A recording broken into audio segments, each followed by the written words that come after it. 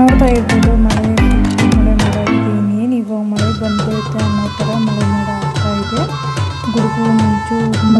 ಎಲ್ಲರೂ ಹೇಗಿದ್ದೀರಾ? ಹೋಪ್ ಎಲ್ಲರೂ ಚೆನ್ನಾಗಿದ್ದೀರಾ ಅಂತ ಭಾವಿಸ್ತಾ ಇವಾಗ ಬ್ಲಾಗ್ ಸ್ಟಾರ್ಟ್ ಮಾಡಿದ್ದೀನಿ. ಅಂದರೆ ಇವತ್ತು ಫಸ್ಟ್ ಡೇ, ಅಂದರೆ ಈ ಮನೆಗೆ ಬಂದು ಫಸ್ಟ್ ಡೇ ಆಗಿರೋದ್ರಿಂದ ಎಲ್ಲ ಜೋಡಿಸೋದೆಲ್ಲ ಜೋಡಿಸ್ಕೊಂಡು ಎಲ್ಲ ಕೆಲಸಗಳು ಆಗೋಯಿತು.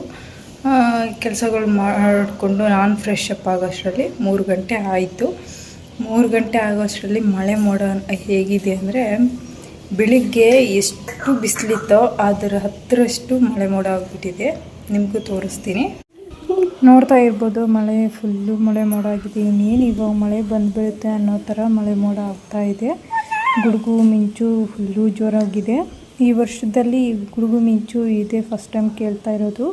ಸುಮ್ಮನೆ ಮಳೆ ಬರೋದಷ್ಟೇ, ಗುಡುಗು ಮಿಂಚು ಇರಲಿಲ್ಲ. ಇದು ಬೆಳಗ್ಗೆ ಟಿಫನ್ನು ಸೋಯಾ ಪಲಾವ್ ಮಾಡೋಣ ಅಂತ ಇವಾಗ ತುಪ್ಪ ಹಾಕ್ಕೊಂಡು ಸ್ಪೈಸಸ್ ಎಲ್ಲ ಹಾಕ್ಕೊತಾ ಇದ್ದೀನಿ. ಅಂದರೆ ಚಕ್ಕೆ ಲವಂಗ ನಿಮಗೆಲ್ಲ ಗೊತ್ತೇ ಇರುತ್ತೆ ಪಲಾವ್ ಐಟಮ್ಸ್ ಅಂದರೆ. ಅದ್ರ ಜೊತೆಗೆ ಸ್ವಲ್ಪ ಕಾಳು ಮೆಣಸು ಸೇರಿಸ್ಕೊಂಡಿದ್ದೀನಿ. ಇದಕ್ಕೆ ಈರುಳ್ಳಿ, ಕರಿಬೇವಿನ ಸೊಪ್ಪು ಮತ್ತು ಟೊಮೊಟೊ, ಇದು ನೆನೆಸಿರೋ ಬಟಾಣಿ ಇರುತ್ತಲ್ಲ ಅದನ್ನ ಹಾಕ್ಕೊಂಡು ಮಿಕ್ಸ್ ಮಾಡಿಕೊಂಡೆ. ಇವಾಗ ಅದಕ್ಕೆ ಖಾರ ಪುಡಿ, ಸ್ವಲ್ಪ ಅರಿಶಿನ ಪುಡಿ ಮತ್ತು ಇದೇನು ಸೋಯಾ ಇರುತ್ತಲ್ಲ ಬಿಸಿನೀರಲ್ಲಿ ನೆನೆಸಿ ಮತ್ತು ಅದು ಬಿಸಿನೀರು ಹಿಂಡಿಬಿಟ್ಟು ಹಾಕ್ಕೊತಾ ಇದ್ದೀನಿ. ಇದು ಮಿಸ್ ಆಗಿದೆ, ಸ್ವಲ್ಪ ಅಡ್ಜಸ್ಟ್ ಮಾಡ್ಕೊಳ್ಳಿ. ಇವಾಗ ಏನು ಪ್ರೊಸೆಸ್ ಹೇಳಿದ್ನ ಅದನ್ನೇ ಮಾಡ್ಕೊಂಡಿರೋದು. ಇವಾಗ ಇದಾಯಿತು. ಅದನ್ನ ಸ್ವಲ್ಪ ಫ್ರೈ ಮಾಡ್ಕೋಬೇಕು.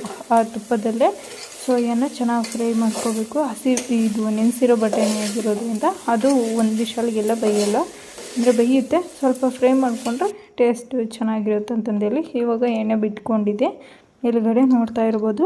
ಇವಾಗ ಇದಕ್ಕೆ ರುಬ್ಬಿರೋ ಮಸಾಲೆ ಹಾಕ್ತಾಯಿದ್ದೀನಿ. ಪಲಾವ್ಗೆ ರುಬ್ಕೊಳ್ತೀವಲ್ಲ ಅದೇ ಮಸಾಲೆನ ಹಾಕ್ಕೊಂಡು ಇದಕ್ಕೆ ಸ್ವಲ್ಪ ಇವಾಗೇನು ಜಾರಿಗೆ ನಾವು ಮಸಾಲೆ ಹಾಕ್ಕೊಂಡಿದ್ವ ಅದಕ್ಕೆ ಒಂದು ಸ್ವಲ್ಪ ನೀರು ಹಾಕ್ಬಿಟ್ಟು ಅದರಲ್ಲಿರೋ ಮಸಾಲೆನೂ ಹಾಕ್ಕೊತೀನಿ. ಮಸಾಲೆ ವೇಸ್ಟ್ ಮಾಡ್ಕೊತಾ ಇಲ್ಲ ನೋಡಿ.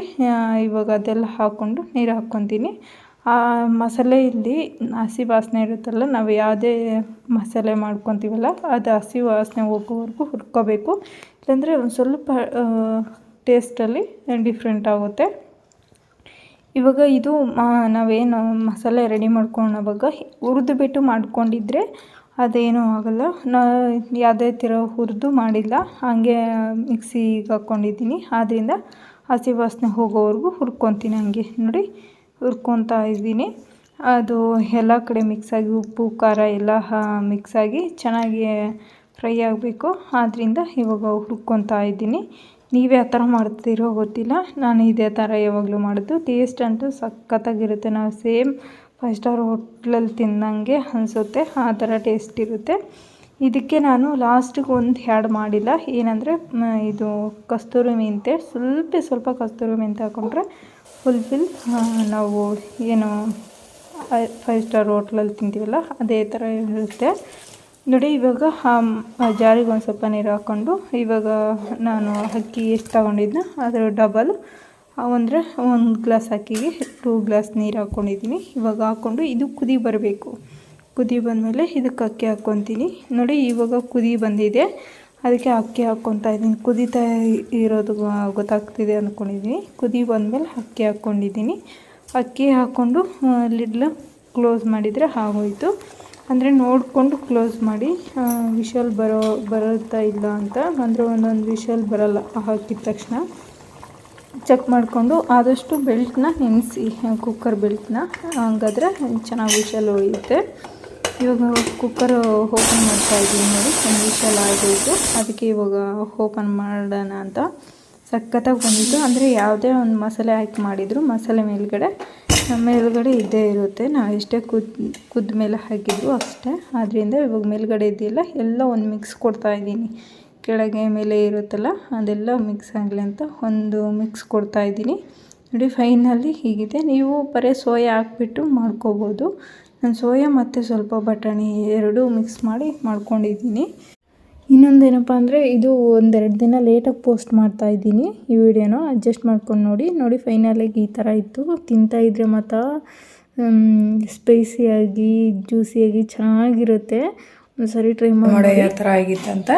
ಇವಾಗ ಎಲ್ಲ ಕೆಲಸಗಳು ಆಯಿತು. ಹೂವು ಅವತ್ತು ಕಟ್ಟಿದ್ದು ಅಂದರೆ ಈ ಮನೆ ಹಾಲು ಉಗ್ಸೋ ದಿನ ಕಟ್ಟಿದ್ದು, ನೆಕ್ಸ್ಟ್ ಕಟ್ಕೊಂಡೇ ಇಲ್ಲ. ಅವಂಗೆ ಫ್ರಿಜ್ಜಲ್ಲಿ ಕೊಳ್ತೋಗ್ಬಿಡ್ತಾವೆ ಅಂತಂದು ಹೇಳ್ಬಿಟ್ಟು ಇವಾಗ ಹೂವು ಕಟ್ಕೊಳ್ಳೋಣ ಅಂತ ಫ್ರೀ ಇದ್ದೀನಿ. ಒಂದು ಅರ್ಧ ಗಂಟೆ, ಇನ್ನು ಅರ್ಧ ಗಂಟೆ ಅಷ್ಟೊತ್ತಿಗೆ ನಿಶಾಂತ್ನ ಕರ್ಕೊಬರ್ಬೇಕು. 3:15 3 ಗಂಟೆ ಆಗಿದೆ.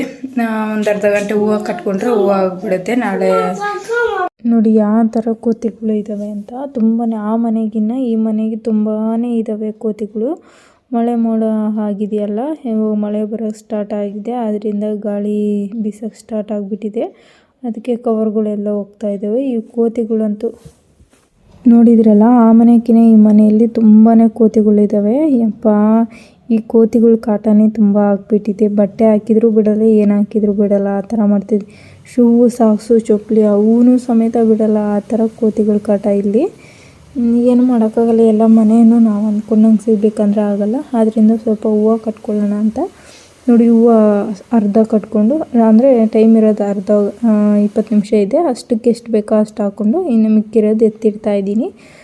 ಹೊಸ್ದಾಗಿ ಅಂದರೆ ಇವಾಗ ಕಟ್ತಾ ಅಭ್ಯಾಸ ಆಗ್ತಾಯಿದೆಯಲ್ಲ, ಇತ್ತೀಚೆಗೆ ಚೆನ್ನಾಗಿ ಕಟ್ಕೊತಾ ಇದ್ದೀನಿ ಹೂವನ್ನ. ಮೊದಲು ಕಟ್ಟೋಕ್ಕೆ ಬರ್ತಾ ಇರಲಿಲ್ಲ ನನಗೆ.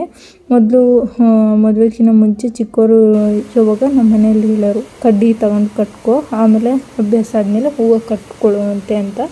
ಹಳ್ಳಿಯಲ್ಲಿ ಯಾವುದಾದ್ರೂ ಹೂವು ಸಿಕ್ಕರೆ ಸಾಕು ಅದನ್ನ ತಗೊಬಂದು ಕಟ್ಟೋಕ್ಕೆ ಸ್ಟಾರ್ಟ್ ಮಾಡ್ತಾಯಿದ್ದೆ. ನೋಡಿ ಫೈನಲಿ ಇಷ್ಟು ಕಟ್ಕೊಂಡಿದ್ದೀನಿ 20 ನಿಮಿಷಕ್ಕೆ. 20 ನಿಮಿಷಕ್ಕೆ ಒಂದು ಮಾರ ಕಟ್ತಾರೆ, ಕಟ್ಟೋರು ಕಟ್ಟೋರು ಇರ್ತಾರಲ್ಲ ಅವರು. ನಾನು ಇಷ್ಟು ಕಟ್ಕೊಂಡಿದ್ದೀನಿ ಮುಡ್ಕೊಳ್ಳೋ ಅಷ್ಟು. ಮಳೆ ಬರ್ತಾ ಇತ್ತಲ್ಲ, ಮಳೆ ಬಿಟ್ಟ ಮೇಲೆ ಮಳೆ ಬರ್ತಾ ಇತ್ತಲ್ಲ, ಅದರಿಂದ ನಾನು ಅವನ ಶೂಗೆ ಅಂದರೆ ಕೆಸರೆಲ್ಲ ಹಾಕ್ಬಿಡುತ್ತೆ. ಸಾಕ್ಸು ಶೂ ಎಲ್ಲ ನೆಂದೋಗ್ತವೆ. ಮೊದಲೇ ಬಿಸಿಲು ಅಂದರೆ ಇವಾಗ ಎಷ್ಟು ಬಿಸಿಲು ಕಾಣಿಸ್ತಾ ಇದೆಯೋ ಅದರ ಡಬ್ಬಲ್ ಮಳೆ ಬಂತು. ಆದ್ದರಿಂದ ನಾನು ಆ ಥರ ಕಟ್ಕೊಂಡೆ. ಇದು ಮಳೆ ಬರೋಕ್ಕಿಂತ ಮುಂಚೆ ಸ್ಕೂಲ್ ಹತ್ರ ಹೋದೆ ಅಷ್ಟೇ. ಹೋದ್ಮೇಲೆ ಆ ಕಡೆಯಿಂದ ರಿಟರ್ನ್ ಬರೋಕ್ಕಾಗಲಿಲ್ಲ, ಅಷ್ಟೊಂದು ಮಳೆ ಬರ್ತಾಯಿತ್ತು. ನೋಡಿ ಅವ್ರ ಹುಡುಗರು ಅಂದರೆ ಒಂದು 18-15 ವರ್ಷದ ಹುಡುಗರೆಲ್ಲ ಸೇರಿಕೊಂಡು ಯಾವುದೋ ಹುಡುಗಿ ವಿಡಿಯೋ ನೋಡ್ತಾ ಇದ್ದಾರೆ. ಎಷ್ಟು ಹಾಳಾಗ್ತಾರೆ ಮಕ್ಕಳು ಅಂದರೆ, ಪೇರೆಂಟ್ಸ್ ಮೊಬೈಲ್ ಕೊಡ್ಸೋಕ್ಕೂ ಮುಂಚೆನೇ ಯೋಚನೆ ಮಾಡಬೇಕು. ಆ ಥರ ಸ್ಕೂಲ್ಗೆ ಹೋಗೋ ಮಕ್ಕಳಿದ್ರೆ ಮಳೆಯಲ್ಲಿ ಕೆಸರಲ್ಲಿ ಹೋಗುವಾಗ ಸಾಕ್ಸ್ ಕಟ್ಟಿದರೆ ಆಗೋಯ್ತು. ಈ ವಿಡಿಯೋ ನಿಮಗೆ ಹೇಗನ್ನಿಸ್ತು ಕಮೆಂಟ್ ಮೂಲಕ ತಿಳಿಸಿ. ಹಾಗೆ ಈ ಹೊಸದಾಗಿ ಯಾರಾದರೂ ನೋಡ್ತಾ ಇದ್ದರೆ ಪ್ಲೀಸ್ ಸಬ್ಸ್ಕ್ರೈಬ್ ಮಾಡಿಕೊಂಡು ನೋಡಿ, ಹಾಗೆ ಬೆಲ್ಲೈಕನ್ ಕ್ಲಿಕ್ ಮಾಡಿ ಅಂತಂದು ಹೇಳ್ತಾ ಇಲ್ಲಿಗೆ ಎಂಡ್ ಮಾಡ್ತಾಯಿದ್ದೀನಿ. ಪ್ಲೀಸ್ ಸಪೋರ್ಟ್ ಮಾಡಿ ಅಂತ ಹೇಳ್ತಾ ನಾಳೆ ಒಳ್ಳೆ ಬ್ಲಾಗ್ ಮುಖಾಂತರ ಸಿಗೋಣ. ಬಾ.